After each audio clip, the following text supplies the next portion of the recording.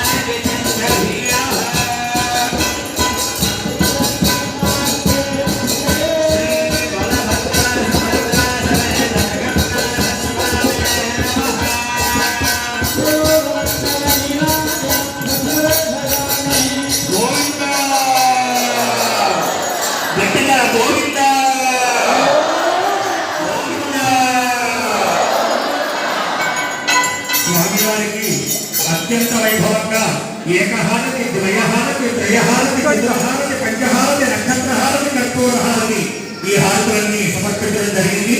వేదోక్తంగా మంత్రపుష్పాన్ని ప్రారంభం చేస్తున్నారు.